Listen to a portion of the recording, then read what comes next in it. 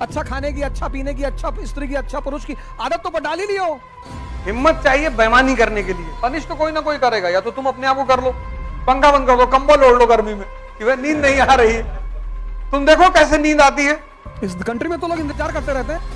आपकी शादी नहीं हुई है, कोई आपको पूछा, आपके पास नौकरी नहीं है, सोर्स ऑफ इनकम नहीं है, आपके परिवार वाले, आपके अगल बगल के लोग सब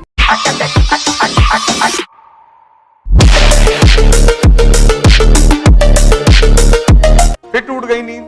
वो इब्लीस को तुम रात में ऑन करके बगल में रखते हो। जैसे तुम यहां करवट पलट रहे हो, ऐसे कोई वहां अंटार्कटिका में पलट रहा है, उसने तुमको फोन कर दिया, सो गए।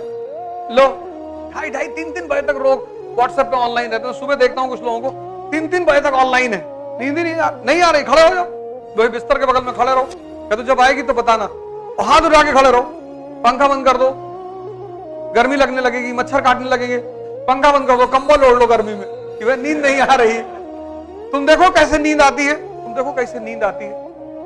तुमने इसको इतना कंफर्टेबल बना दिया, इसको हर बात इसकी सुनते हो तुम। ये तुमसे मजा लेता है, तुमको डराता है, खेलता है तुमसे। चीज तुम सीखते नहीं, सेल्फ पनिशमेंट। तो जो खुद को पनिश नहीं करते उनको दुनिया पनिश करती है। पनिश तो कोई ना कोई करेगा, या तो तुम अपने आप को कर लो और या तुमको दुनिया करेगी। अब रामचंद्र जी राजा हैं, भगवान है, अपने बच्चों को आश्रम में रख रहे हैं क्योंकि पता है स्ट्रगल कराओ इनसे, घर में रहेंगे उठेंगे ही नहीं। नो पापा, इट्स वेरी पेनफुल पापा, स्कूल नॉट गोइंग। एंड रात में 12 बजे तक टीवी देख रहे हैं। हमारी अम्मा हमको घसीट कर स्कूल ले जाती थी।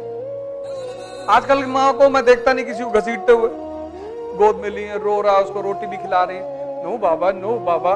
बाबा काहे सुनेंगे, बाबा को समझ ही नहीं आ रहा क्या हो रहा। हमारी अम्मा तो 3-4 बार बोलती थी, उठ जा 6 बज रहे हैं, और रिक्शा छूट गया तो समझ लेना।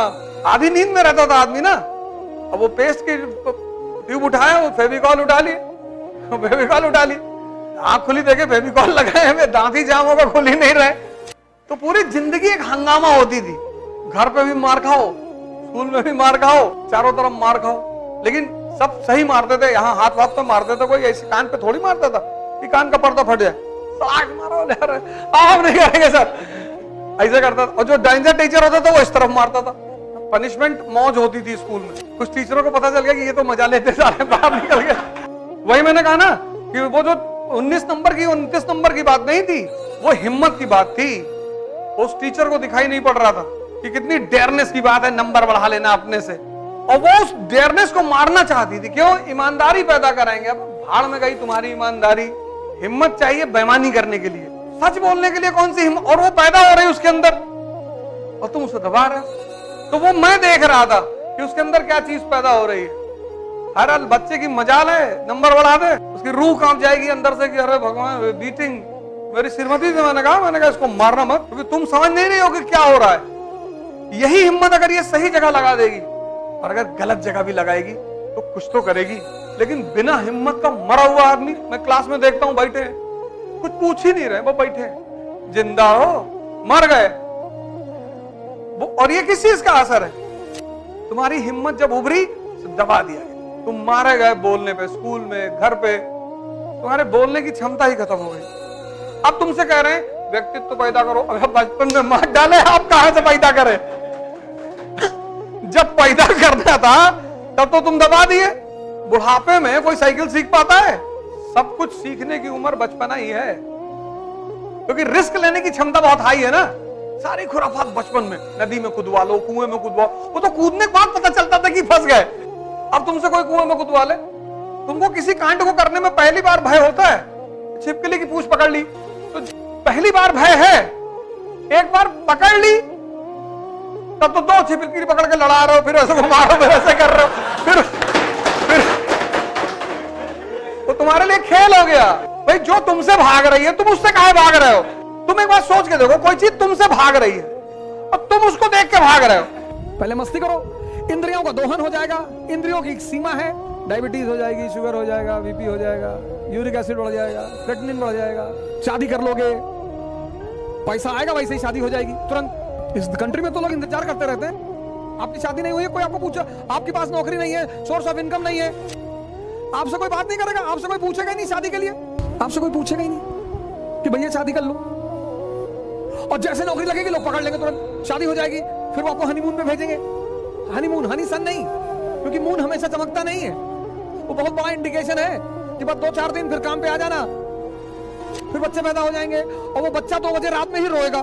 तब पहली बार आपको अंदाजा होगा कि अरे भगवान, फिर जिंदगी भर, जिंदगी के आधे जीवन में माने चलाया कि शाम को आ जाना, चमड़ी उधेड़ दूंगी तेरी और खाले करेला, और बाकी की जिंदगी बीवी मॉनिटर कर देगी। एक बच्चा कान में उंगली करके बैठ जाएगा, दूसरा आंख में पेंट डाल देगा, तुम्हारे लैपटॉप पे पानी डाल देगा, मोबाइल उठा के ले जाएगा पानी में डाल देगा। तुम सोचोगे अरे भगवान ये क्या हो गया जीवन में। तब तुम खुद ही इधर भागोगे, इधर तुम खुद ही भजन करोगे। इसीलिए हिंदू अपने बच्चों के साथ जबरदस्ती नहीं करते। कहते नहीं बेटा, हिंदू बड़ी समझदार कौम है इस मामले में। कहती नहीं, पहले पढ़ो, पहले पैसे कमाओ, क्योंकि कहीं तो जाके इंद्रियां कहेंगी बस 50 पे कह देंगी, 60 पे कह देंगी, कहेंगी तो है ही सर। इसीलिए इंद्रियों पे जिया जाना जो जीवन है सेंसेस पे, उसको हमने नरक कहा कि इंद्रियां नरक में ले जाती है। क्योंकि जहां वो बंद हो जाएंगी, आदत तो तुम्हारी है ही है, अच्छा खाने की, अच्छा पीने की, अच्छा स्त्री की, अच्छा पुरुष की आदत तो डाल ही लियो। तो आदत तो मन में है ना, स्त्रियां फेल कर जाएंगी, इंद्रियां फेल कर जाएंगी। इसलिए मैं इस देश के हर युवा से अपील करता हूं, ताकत पैदा करो, शक्ति, घबराए नहीं। जैसे मैं आपको आज बता रहा हूं, ऐसे किसी ने मुझे भी बताया था और मुझे उसकी बात समझ में आई कि कोई बात नहीं, उम्र की परवाह ना करें, समय की परवाह ना करें कि यार मेरी तो उम्र 50 साल होगी तो क्या फर्क पड़ता है। अब आपको पता नहीं विचार कहां से आ रहे हैं, तो वर्क किस पे करोगे। यहां पर दूसरा स्टेज है जहां पर आदमी फंसता है। ये तो पहला फेज चालाकियों वाला है, उसमें डायरी बनानी पड़ेगी आपको। दूसरा फेज थोड़ा चैलेंजिंग फेज, माइंड पता नहीं। तो अब हम वर्क उस पे कर सकते हैं जो हमें पता है। पता क्या है? ब्रीदिंग। मन नहीं पता, ब्रीदिंग पता है। और इन दोनों का इतना गहरा संबंध है सर, ओहो। डर में सांस रुक जाती है, उत्तेजना में सांस बढ़ जाती है। सी इन फियर क्या संबंध है सर, कभी सोचा आपने? हर धर्म सांस की बात करता है, इस्लाम, हिंदुइज्म, क्रिश्चियनिटी, बुद्धिज्म, सब सांसों में खुदा बसा है। अगर आप मेरे फेसबुक की वो देखें डीपी, तो उसमें एक सन्यासी है और सांसों की माला से सुमरू में प्रभु का नाम। क्या बात है सर, सांसों की माला। इसीलिए प्राणायाम बहुत बड़ी दवा है सर, बशर्ते मन आपके कब्जे में हो। भस्त्रिका आप कर ही नहीं सकते अगर आप ध्यानी नहीं है। अब जैसे कोरोना चल रहा है, बहुत लोगों ने प्राणायाम शुरू किया तो फोन करते हैं, ओ भाई वो भस्त्रिका नहीं हो रही है। ऐसे थोड़ी हो कि जिम थोड़ी है। Pranayama is yoga. Yoga means 2 things, breathing and mind का कॉम्बिनेशन। पूरी सांस अंदर और बाहर तभी होगी when you are concentrated, नहीं तो नहीं होगी सर। पर हां, कहीं से आप शुरुआत कर सकते हैं। बड़ा जबरदस्त रिलेशन है सर। आप एयरपोर्ट जा रहे हैं और आपको पता है कि प्लेन छूट गया या टाइम हो गया। आप एयरपोर्ट पहुंचे और पता लगा फ्लाइट 2 घंटे डिले है। पूरी सांस आपके अंदर है कि अरे थैंक गॉड सर। अगर हमें पता है कि मन की बेचैनी, मन का उतावलापन सांसों से कंट्रोल किया जा सकता है, तो हम किस पे काम करेंगे? सांसों पे करेंगे। एक डेड में और जिंदा में सबसे बड़ा फर्क क्या है? बॉडी वही है, सांस गायब। और जैसे जैसे आपकी सांसें आपके कंट्रोल में आनी, शुरुआत में दिक्कत होगी सर, कोई दिक्कत की बात नहीं, डरिए मत सर, कहीं से तो आप शुरू करेंगे। और जैसे जैसे आपकी सांसें पकड़ में आने लगेंगी ना सर, एक बहुत बड़ी चीज आपके अंदर डेवलप होगी, बहुत बड़ी। आपके परिवार वाले, आपके अगल बगल के लोग सब सकते में आना शुरू हो जाएंगे कि अरे यार बड़ी बड़ी बातें करने लगा ये बंदा।